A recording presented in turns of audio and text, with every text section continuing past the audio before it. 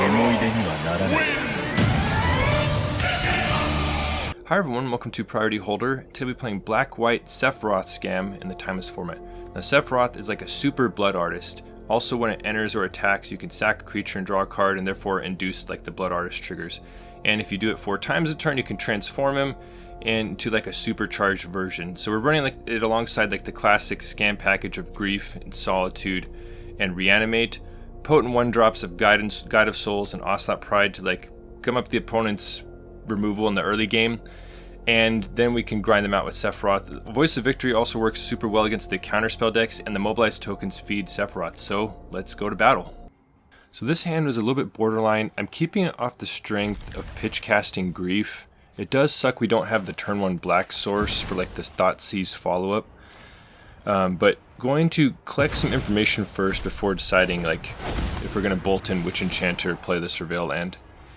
And so we see the opponent is definitely blue-red and has a super strong hand. And I'm like agonizing like, oh, do I take a Tamiyo or a Dragon's Rage Channeler? But then I'm like, wait a second. I can take Lorien Revealed and like really mana screw them. So that's the plan right now is rush out a Guide of Souls. Now we don't have like, we're going to need a land to like play our Sephiroth, but we're hoping to like just really slow them down by taking their Lorien Revealed. Alright, so they're opting for Tamiyo. Tamiyo can create clues and block our attacks. So that's a good start from the opponent. I could also see them running out Ragavan, so we need lands at this point, so we're going to surveil away our extra Sephiroth. Solitude could be nice later on. Alright, so the opponent ripped a mana source right away, which is not ideal. So we did draw the land for Sephiroth, but the thing is there's a face-up mana drain on the other side, so we got to deal with that one way or the other. So I'm going to attack in first. See if they go shields down for a moment. They keep up their mana. So I'm just going to Thoughtseize them. And, alright, so they're going to crack a fetch in response. And we want to at least prompt the mana drain. Okay, so they are going to mana drain our Thoughtseize. It's not going to be a ton of mana for them to use. And it should hopefully clear the way for Sephiroth shortly. Alright, so we're going to put some of the mana drain mana into their clue. Let's see if they can draw enough cards to flip Tamiyo. It doesn't look like it. But they're going to make another clue. And probably slam Dragon's Rage Channeler. Okay. Oh, I think I mentioned Ragavan earlier. Anyway, it was Dragon's Rage Channeler. Alright, they're going to play Mishra's Bauble. Already have Delirium. And here's Chrome Mox. His opponent's just going off right now. Let's see what their follow-up is. Alright, so they're getting rid of the extra Tamiyo. Now, only running 1 Surveil land, so we're just going to grab a shock land right here, end of turn. Alright, and then on our upkeep, they're going to crack Mishra's Bauble. Alright, so they know that we have a Sephiroth, so we're going to play Sephiroth, trigger Guide of Souls, and we have to just camp out for now because Dragon's Rage Channeler's on defense. Now, I did think about this for a while, like, do I want to sacrifice Guide of Souls? But, like, you know, it's getting us life and energy, and, like, it could eventually jump our creatures in the air to, like, rumble, you know? So I decided not to sack Guide of Souls there, even though it felt like we're really falling behind. Expressive Iteration is super strong. The opponent just has such velocity right here, so they're going to fire off Brainstorm as a follow-up. We're just sort of sitting here with our, you know, twiddling our thumbs with our cards in hand, not really churning through our deck. So they managed to flip Tamiyo with the Brainstorm, and they're going to crash with Dragon's Rage Channeler. We won't be able to kill Tamiyo on the crackback because her, like, plus, especially not now that Sephiroth is dead. So they're going to bolt down Sephiroth, and not feeling amazing. Happy to have the spare Sephiroth. And so, but then we draw Boggart Trawler, and I realized that's actually a stronger play right now. So first of all, it's going to undo the Delirium on Dragon's Rage Channeler. And it's, you know, these kind of decks typically run like Treasure Cruise to flip Tamiyos and stuff like that. So that's also going to take away a lot of potential mana sources. Not to mention put a big attacker into place. So that was the rationale. And then we see what the deck's really about. It's a Corey Steelcutter deck. And now I'm really worried. So there's another Expressive Iteration. Opponent is just firing on all cylinders right now. Already like reloading up the graveyard for Delirium as well. So, alright, so we're going to crack their fetch. Now the opponent is taking a ton of damage. They've already gotten all 4 of their shocklands at this point. And we draw a Solitude, which could be nice. So definitely going to slam Sephiroth here. Importantly, that gets us the 3rd energy to send something to the skies. I decided to sacrifice the Trawler to it. It could have attacked in for a bunch thanks to God of Souls. I'm not certain that was the right play right there, because it could have cracked in for 5 damage against them. As it stands, I was about to attack Tamio. I'm like, wait, you know, I'm just going to attack them. So Tamio is going to shrink God of Souls. And I guess Trawler wouldn't have attacked for as much because it would have got shrunk a little bit. But crashing with God of Souls, have Sephiroth in play. Alright, so now they're going wild with the surveils and the prowesses, and it's like basically guaranteed that they're going to be able to get another token off Corey Steele, thanks to all the surveils setting things up. Yeah, so there's another channeler. So they're making another monk token. Question is whether they can keep bumping up the prowess. Alright, so there's another brainstorm, and this is an interesting point right here. So what I'm concerned about is all the surveils from the Dragon's Rage channelers. And so what I'm doing here, this may seem a little weird, but I'm actually going to Solitude the Summoning Sick Dragon's Rage channeler.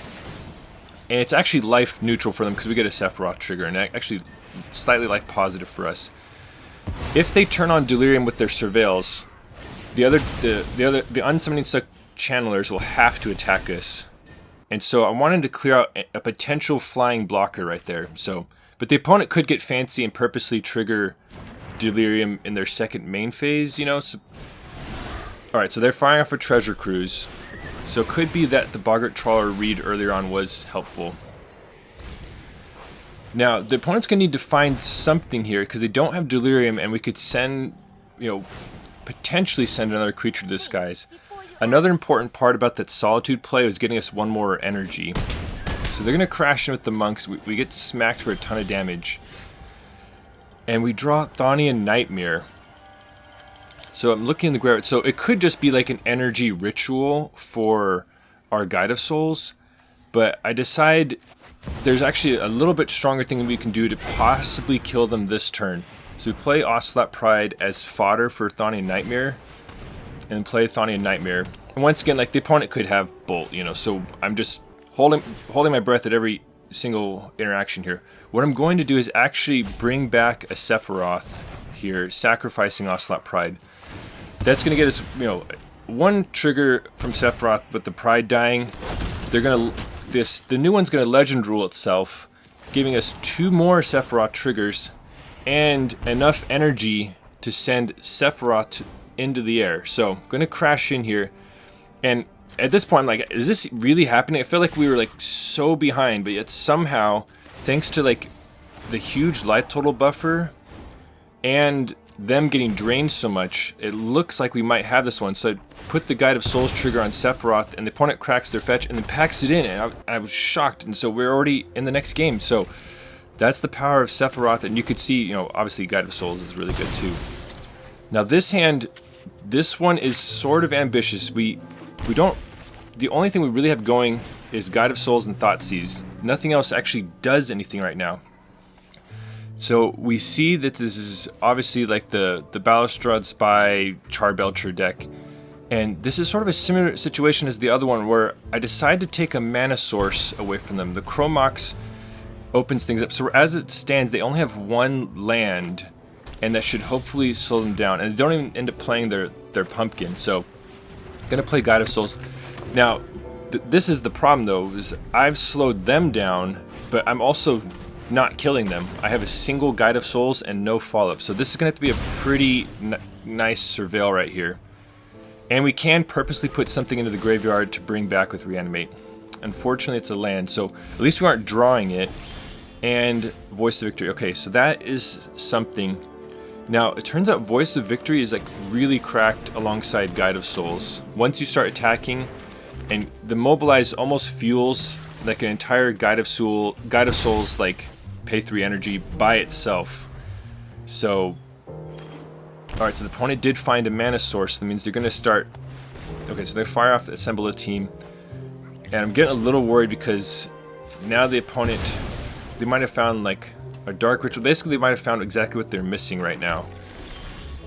Alright, Solitude with nothing else. Anyway, as we think about lining up this attack, please Aerith Rescue Mission Stairs mode the like button if you like Scam and or Final Fantasy. So, gonna just crash in. And here's the little trick I talked about. You want to stack the triggers so that the mobilize hits first before Guide of Souls. That way you have enough energy. And this is not an interactive deck, so it doesn't really matter which one we put it on. And going to just play Chthonian Nightmare here.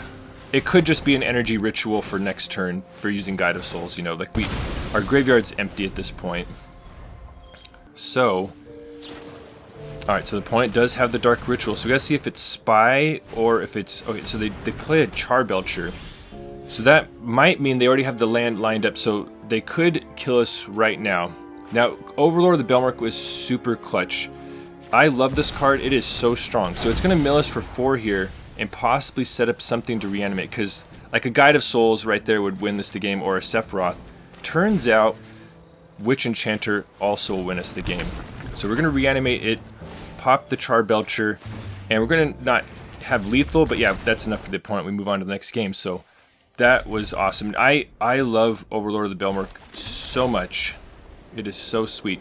Alright, so we're going to surveil right away, and we see a Bowmasters on top.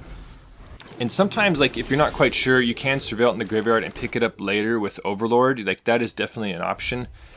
But Bowmasters has so many strong matchups, and seeing red-black made me think, like, okay, this could be, like, you know, Ragavan or Dragon's Rage Channeler we can hunt.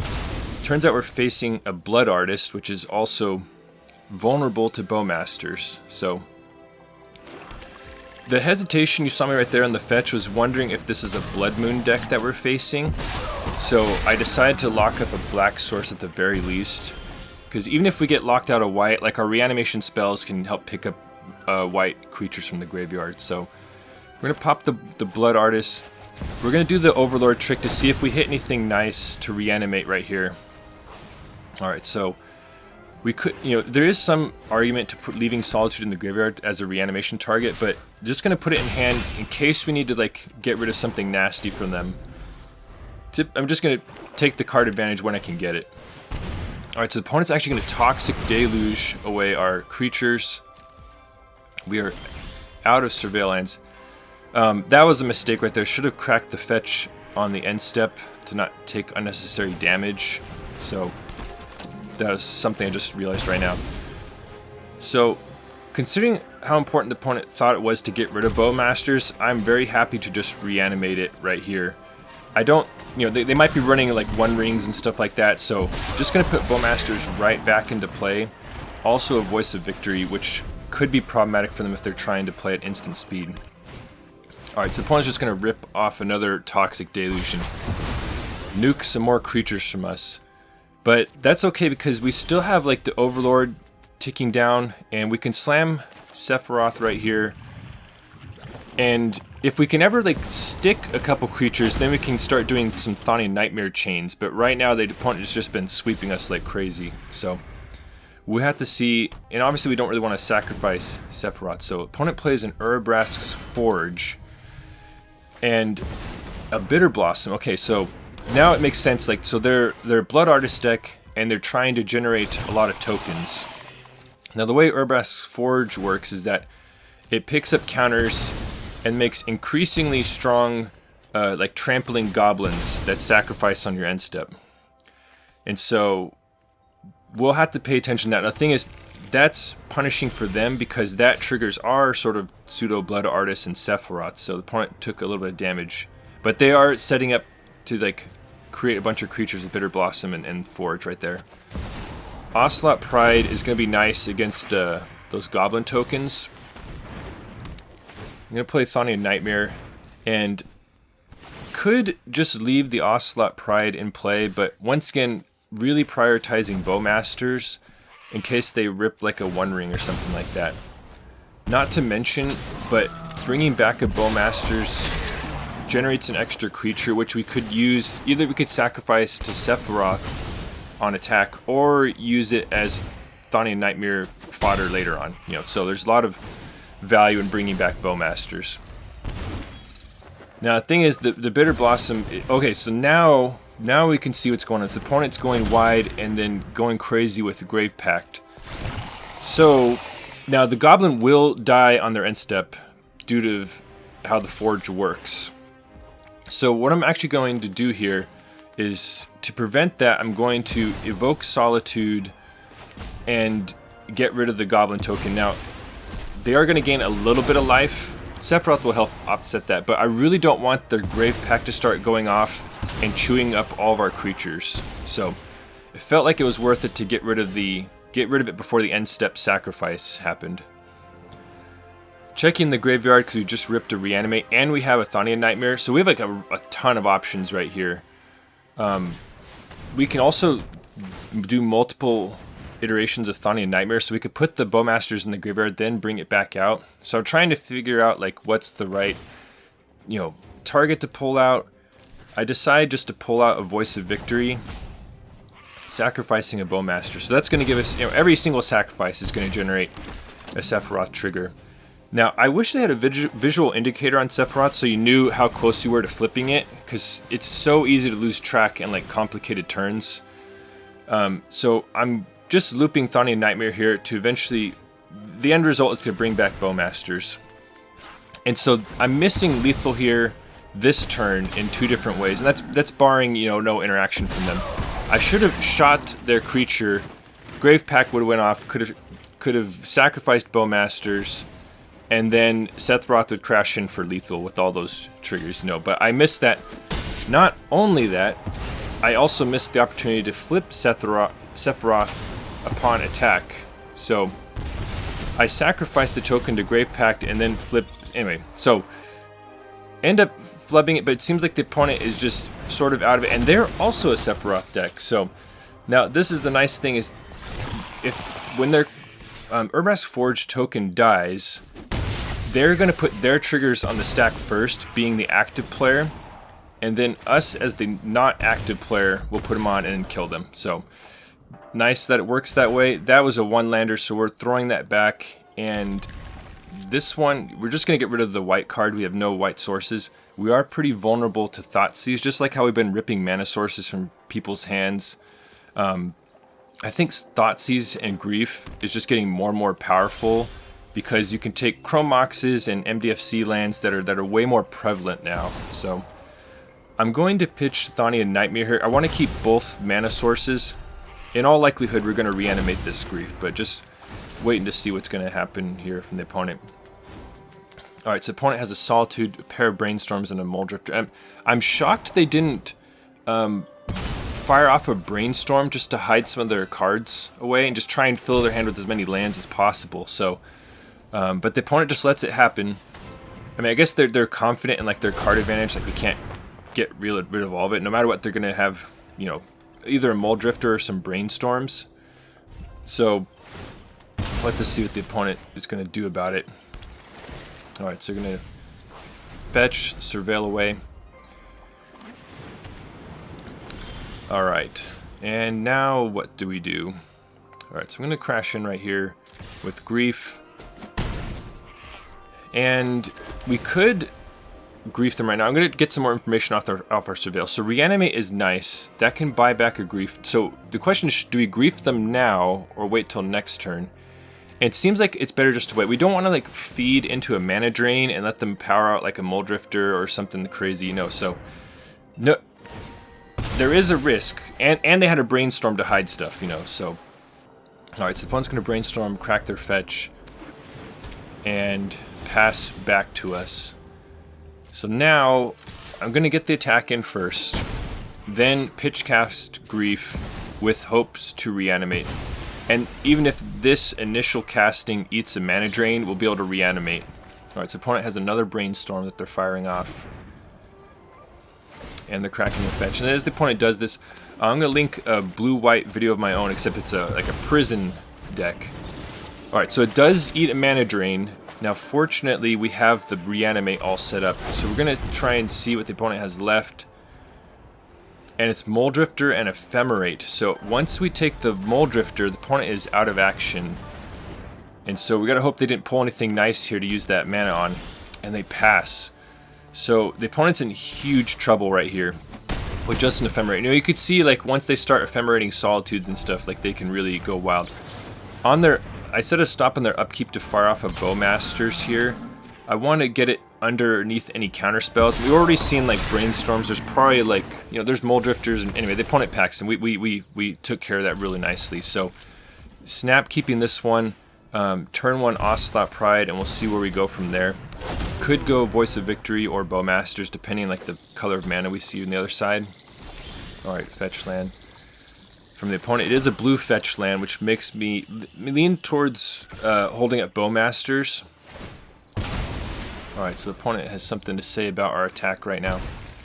It's a blue-black shock, and Ocelot Pride's going to eat a Fatal Push, which we're okay with. And I'm thinking about Voice of Victory and decide to play it. I don't really want to feed Bowmasters into a mana drain, and the nice thing is that Voice of Victory shuts down counter spells on our turn. Alright, so search from Azcanta. It seems like we're playing like a Grixis mid-range deck on the other side. So Voice of Victory makes us incredibly safe on our turn. And decide to just pass with Bowmasters up now, because even if they counter it, we can reanimate it. And this is exactly why I passed with it at this point. So now we can hit the Brainstorm, and yeah, that's it. It is so fun sniping Brainstorms with Bowmasters, and that's all it took that game. So, alright, another Ocelot Pride start right here. Trying to get a little less greedy with my mana bases. You could see some basics in there. Been getting got by either non-basic hate or basic checking. Ugin's Labyrinth on the other side. Okay. And they tuck an Ulamog underneath it. And they power out a Chalice for 1 on turn 1. Now, most people are like devastated when they see their opponents do this. It brings joy to me. Like, I love seeing it. I love playing prison decks. I'm always the one playing Chalices. I never see my opponents do it. So this actually makes me happy, even though it does lock out our Ocelot Pride. Part of the reason I'm also like, we're not like a crazy low curve deck. Like, we have ways to get around it. We could even use Chthonian Nightmare to, you know, bring back our 1-drops and stuff from the graveyard. So we are not concerned at all. We get our first cat token. We're trying to see what the opponent's doing. Alright, so they have a red source. They have a Goblin Rabblemaster. Okay. Now that is a pretty potent threat. Before it triggers and makes the Goblin, I'm actually going to Solitude it down. It does buffer their life a little bit, but it blocks currently, and I don't want it to just start going wild with Goblins, so I'm going to get rid of the Rabblemaster. Respect its potential to threaten us way too much. And now we can slam Sephiroth and start going with that. Now, we have the Chthonian Nightmare. I don't think we have any like useful targets at the moment. So with Sephiroth's ETB, I'm going to sacrifice a cat here. That does bring us a little further away from like the City's Blessing, but it seems like worthwhile to get some action. And as we crash in right here, I'm going to link a Ugin's Labyrinth Chalice of the Void deck of my own for you to check out if you're interested. Alright, Shatter Skull taking down 2 creatures. I'm sure the opponent would have loved to take down Sephiroth. And Sephiroth's just chewing up their life total right here. So decide just to use Overlord of the Balemurk. The opponent could potentially be like a sneak attack deck trying to get something nasty, and the Ulamog is like a clue for that. So it would be nice to have pitch fodder for Solitude. So really wanted to lock up an extra white card, and we did find one. So Sephiroth's going to crash in, and the opponent is running out of life quickly. If we could ever find something to feed into the Chthonian Nightmare, then we'll be really going off. Alright, so the opponent could have a lot of mana right here. Alright, so they tuck another Ulamog under and pass. And wondering if they have like Kozilek's Command or something like that. Nothing yet, so... And now we can just Witch Enchanter away their Chalice. Not that it was causing us that much issue anyway, but that now opens up Chthonian Nightmare, and going to bring back one of our 1-drops. I opt for Guide of Souls, but I actually think Ocelot Pride might have been better, because we will have gained life thanks to Sephiroth's trigger and would have gotten the free cat token. So tiny little mistake, but we're pretty dang far ahead, and yeah, the opponent has seen enough. Next game, too many Sephiroths in hand. This looks a lot better, and we can put one of the spare Sephiroths on the bottom. Lead with Guide of Souls.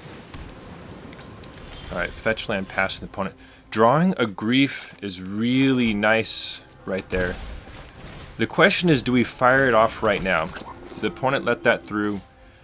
I decide there's so many instances on turn 1 where things can go wrong. So I am, even though it's like card disadvantage, we have no means of like scamming them currently. I am just going to grief them right here, because if they are a combo deck, which it turns out they are, this will be really nice. And as it's been the pattern for all these games, I'm going to take the one that mana screws them. And in this batch of games, I've been mana screwing the opponents with Hand Disruption, but I'll link a video here that mana screws them through other means. Alright, so opponent has a Brainstorm, and let's see if they get Brainstorm locked. And waiting for the land drop, and they miss it. So this is one of those instances where we successfully like thwarted the opponent's plan. Now they have a lot of tools that they need at their disposal. They just have no mana right now. So we have to figure out some means of like actually closing out the game. So there was a priority pass right there. We did see a Force of Vigor early on, so it could be that's what's going on. Going to fire off Grief, pitch casting Boggart Trawler. We have 2 mana which can feed the next Overlord. Alright, so the opponent is going to get rid of our Overlord with Force of Vigor before Grief hits them. And we are slowly, very costly adding up our energy. Alright, so I'm actually going to take the Brainstorm. Once again, I don't want them to dig their way out of this, and we're almost like exclusively creatures in here, so Spell Pierce doesn't do that much. Alright, so opponent misses the land again. And once again, it is a gamble, not just straight up taking the show and tells out of their hand. Ocelot Pride is exactly what the doctor ordered for us to start speedily closing this game out, because it's just super combo with Guide of Souls. You know, they help each other gain life, they create more creatures, which gains more life, then you pay more counters and deal more damage. Now, the opponent, you know, just with a couple of 1-drops, has one more turn to figure things out, because we're killing them next turn. And this is not an interactive deck. Outside of Thoughtseize, they're hoping to just combo you out. So the opponent has decided they've seen enough and almost accidentally Ur-Go'd them right there. Managed to find the good game instead. And, alright, blue-red land from the opponent, and they pass.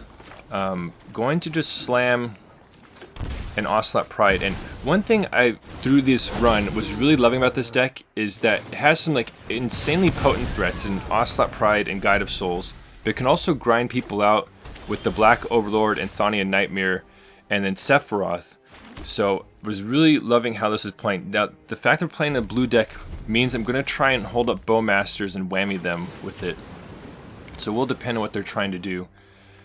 I decide I want to make use of this mana somehow, and so they could, you know, mana drain the Bowmasters here, but then we could just reanimate it later on. So I am going to just Bowmasters on their end step and try and get them shields down for a moment. Right, so the opponent fires off a Brainstorm response. So we didn't get to catch their Brainstorm, but we got to see if the opponent has anything to say about this Bowmasters. And as the opponent cracks their fetch, let me know in the comments, like, what Final Fantasy cards have you been enjoying, or are you excited to try out? Sephiroth is one of the ones I wanted to try. Cloud is on my radar. But yeah, let me know what you're interested in. So this is going to be a really powerful turn right here. We're going to play Voice of Victory, fetch a swamp, and reanimate Bowmasters. And anytime you see like red and or blue, like you do have to be mindful of the possibility of a Blood Moon. So that was why I fetched a swamp right there. And then, speak of the devil, here it is. So I love prison decks in all their forms, and I've also played a ton of Blood Moon decks. So I'll link one of my blue-red Blood Moon decks right here as we slam a Sephiroth. Now, the opponent, unless they have a Fury in hand, can't be happy about what's going on right here, because, you know, sure, they've sort of locked our mana, but they're just dying to like our stuff on board. So they're going to need to deal with what we have going on, because Sephiroth is just going off right now, and it's just a wombo combo with Voice of Victory. It's way easier to flip Sephiroth, and you can just kill them with the mobilized tokens dying over and over and over again. So we have some options here. Attacking with these two, you want to stack the triggers this way in case you want to sacrifice one of your mobilized tokens, which I do want to do here, and just keep the cards flowing. So opponent's going to crash in. And going to pitch cast Solitude right here. It is life neutral with Sephiroth in play. Life neutral for them. And I just don't want them surveilling into anything useful with their Dragon's Rage Channeler, so just want to get that off the table. And yeah, that's enough for the opponent. So, and for these videos, I like to show how the deck looks like winning and losing. And in this particular one, this is all in sequence. And I'm like, I haven't lost any of these games. Like, I gotta lose one eventually so we could see what it looks like. So I just kept playing more games. Turn 1 elf from the opponent, going to attack with Ocelot Pride, see if they take the bait, and the opponent is rightfully careful about that, because we could have wrecked them with Orcish Bowmasters with the damage before the, ping before the first strike damage. Now, this baffled me right here. The opponent fires a Boseiju at our land. I feel like an Elves deck would have had so many better things to do, like start dropping Mana Dorks or Lords, or maybe they wanted to prompt the Bowmasters. We're even going to get the Surveil. So anyway, that one was questionable. I wasn't entirely sure about Voice of Victory. This is one of those, like, I'll get it later with Overlord if I need it. Now we have some options. And I'm running 4 Reanimates and 2 Chthonian Nightmares. And that seems like just like a really nice combination. Like, Reanimates are more efficient and more potent. And but a couple of Chthonian Nightmares really help you grind people out. And it's like an energy ritual sometimes for a Guide of Souls. So, going to grab a Guide of Souls. And we have another Overlord in the graveyard, so I'm just going to reanimate that. And the opponent is just miles behind right now. Now, the thing is, if they had played like some X1 elves, like our Bowmasters would have feasted on them, you know, so the opponent was in a tough spot anyway. But, you know, that's not a bad turn 3 from us if you look at our board state. Alright, so there's an Elvish Clan Caller. So here come the elves. So they have 2 more mana available. Alright, so the Jesper Sentinel is going to cast another Clan Caller. And I'm just going to Solitude one of their Lords in response, just to minimize their life gain. Pitching a Witch Enchanter. Well, I was going to pitch a Witch Enchanter, then it flipped over to Guide of Souls. Honestly, like, we're so dang far ahead, it doesn't even matter. So we're going to get rid of one of their Lords, and that's enough for the opponent. So I kept winning, so I just kept playing. Here's the next game. So, with certain decks, it doesn't take much for me to lose. We'll put it that way. It's not hard to find losses, but this particular deck was doing quite well. Alright, so lock up the turn 1 Guide of Souls. Have the Wombo combo with Voice of Victory locked and loaded. We have to see if the opponent can interfere with it. Going to play this pre-combat just so we get the energy trigger. Alright, so opponent's cracking Flooded Strand. Let's see what they're going to do about it. Alright, so they're going to brainstorm in response.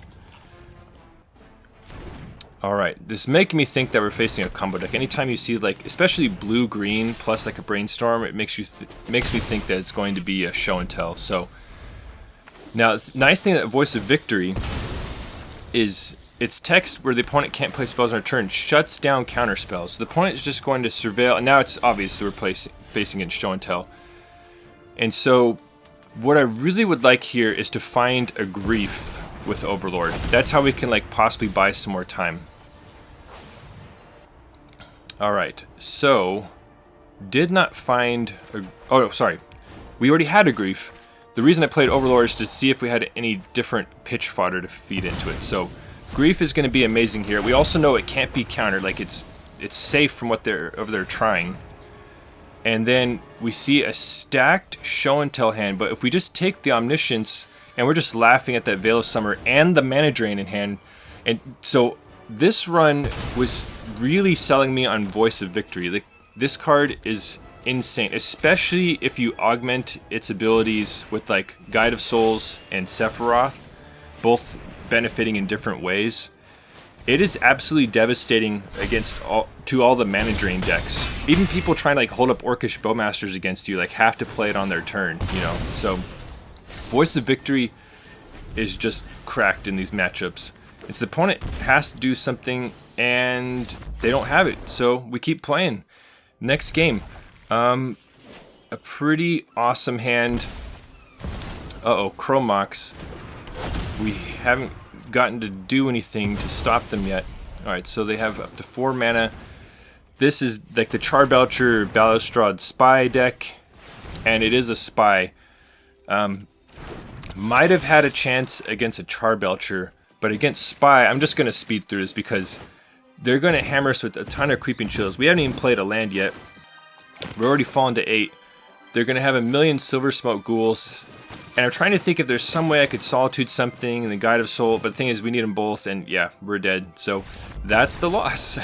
Well, that was great. I absolutely love scam decks. I've played like a million different versions, and honestly I wasn't quite sure what to think about Sephiroth. Like, it seemed reasonable, but so like that first game against Blue-Red's Corey Steelcutter, like it felt like we were miles behind. They were making a million creatures, but we just ground them to dust with Sephiroth and the other like accompanying synergies, and I was sold after that. And you saw it like just ripped off a ton of wins after that, and I like this shell so much. I don't even know what I would change about it. Like, it's just really clean. You have ways to fight combo with 4 Griefs, 2 Thoughtseizes, and just a lot of like really potent things to do. And you can grind out the long game with Chthonian Nightmare and stuff like that, and Sephiroth just recoups your life, and you can just end games with Guide of Souls, Ocelot Pride also. Like, that's just part of what this deck does. You know, you should always consider Chromox and Timus, like whether it's the right fit. It doesn't quite feel like this deck needs it or wants it. And another thing that could be nice is a Cursed Marauder to try and induce like flipping Sephiroth like a lot easier. But I just don't think it's as easy to do it as it is with Voice of Victory, and you don't really need to flip Sephiroth a lot of times, though it would be nice. But anyway, that's the deck. Thanks for watching the video. I hope you enjoyed it, and if you want to see even more nonsense, please consider subscribing. And if you're already subscribed, thank you for your support. Your engagement with the channel helps me know what the people want. Thank you.